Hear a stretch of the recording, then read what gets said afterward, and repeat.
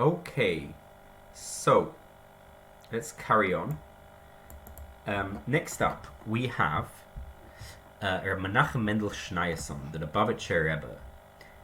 Now, also very polarizing figure, very historic figure. You know, this is the kind of person that will be remembered for centuries to come, and people will be writing about him and talking about him. Brilliant man,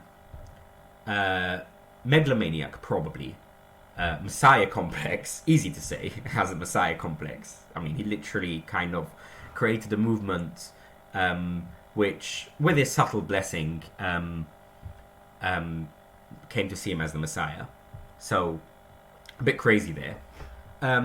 Very powerful person. You know, he shaped 20th century Judaism in a way that is completely revolutionary. You know, there's a Chabad house wherever you go, and it's incredibly helpful. You know, I know myself that when I was at university, Chabad was always incredibly nice and kind to me, and in non-judgmental ways. And it's the kind of place where every Jew can always find a meal and a warm home. So definitely did some great things, but also some annoying things. You know, you can't walk through a Jewish area without being asked to put on tefillin or things like that.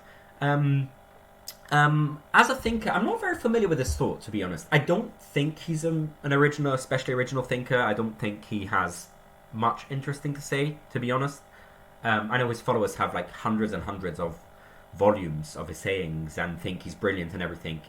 I'm not very familiar with his thought. From the bit I've seen, he's quite incoherent and he just babbles on and goes on, drunk, and I don't think his kind of thought is going to be influential on the Jewish scene. It's more his actions, his activists. So I think he's better seen as a great organizer, a great manager, than necessarily a great thinker. But his Messiah complex definitely brings him down a tier or two. I know some Chabad people watching this are going to be mad with me. This is very subjective, as I said. I also grew up Satmar. Satmar doesn't particularly like him for, Satmar and Chabad were kind of two neighbors in New York, and they didn't get along. They were rivals, competing for Hasidim and so on. So he wasn't very influential on me at all. I think. Should I put him in C tier? C tier feels a bit harsh given how influential he is, and does he go in B or does he go in C? I don't know.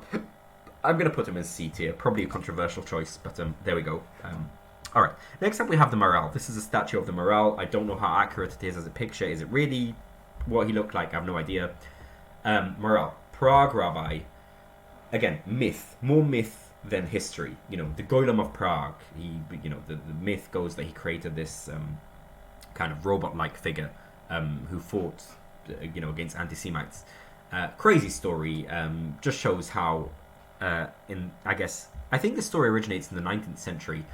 I guess just shows how 19th century Eastern European Jewry, so oppressed, so kind of despairing, that they'll just latch on to anything that is kind of a good story that makes Jews look powerful.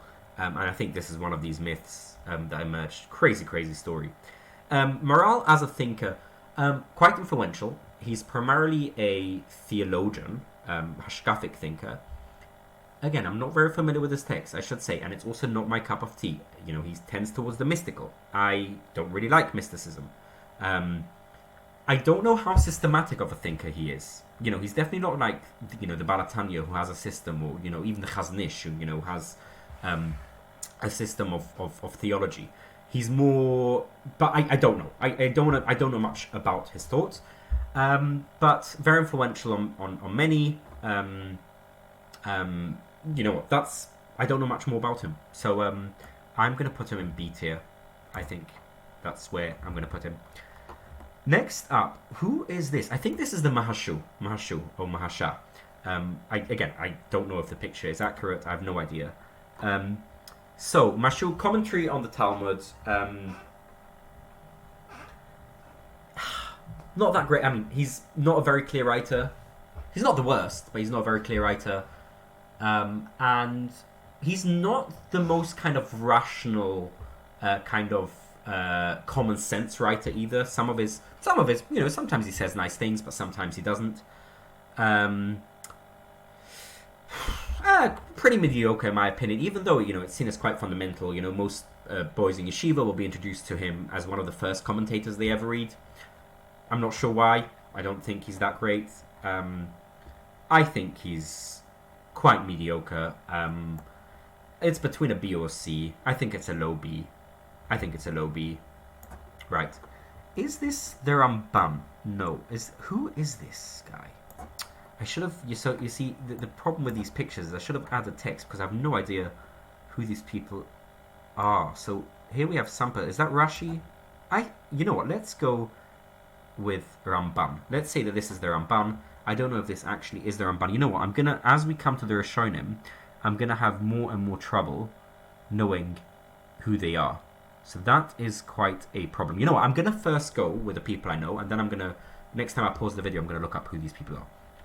Okay, let's go with, who do I know here? Choivus Halvovus. Okay, we don't have a picture of him. This is Rabbeinu Bachya or Rabbeinu Bechaya. There's two Rabbeinu Bechayas, and it's, I don't know if we know much about who they are, if it's clear if they're two or the same person. I think it's quite clear that there's a different person. So Rabbeinu Bechaya La Torah is a different person from Choivus Halvovus. So this is a Mussar book, a book of moral instruction, but also has theology in it, especially and philosophy as well. Especially the first chapter of this book is quite philosophical. We were discouraged from reading it because it's he's talking about proofs for God's existence, and who knows, if you start with proofs for God's existence, then you'll question these proofs, and then you come to question God. So this was banned from study in my community. I did. Needless to say, if something is banned, I'm going to be the first to read it. So I did read that book. Quite an opaque writer, not very clear.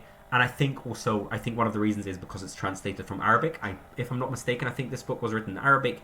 And again, we see, by the way, this is a pattern in medieval Hebrew writing. Often they translate from Arabic, but they don't translate the grammar correctly. They don't translate into Hebrew grammar. They translate it into Arabic grammar using Hebrew words, which makes it quite difficult to read. By the way, I should say, in modern rabbinic writing, in the 19th century or 20th century rabbinic writing, I think you find the same thing, but with Yiddish, or, often it's kind of almost Yiddish grammar, but in Hebrew words.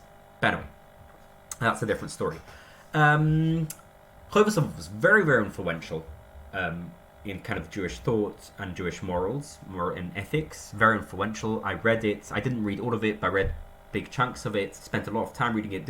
I actually had a weekly chavrusa with my grandfather, a Kabbalist, every week, where we'd read it together. It was almost like a highlight of the week.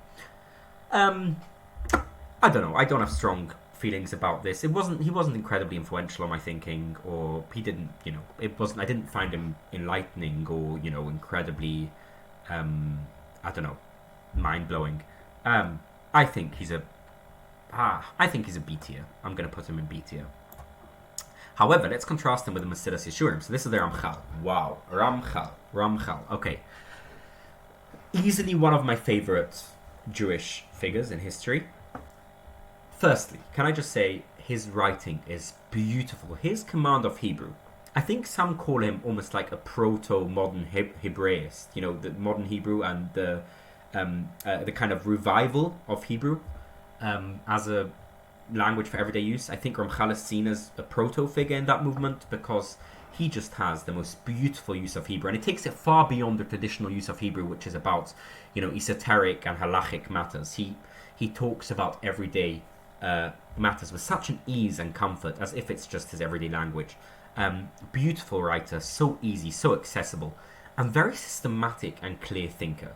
Very, this is a person who knows his stuff and who is great at explaining it, and he's coherent.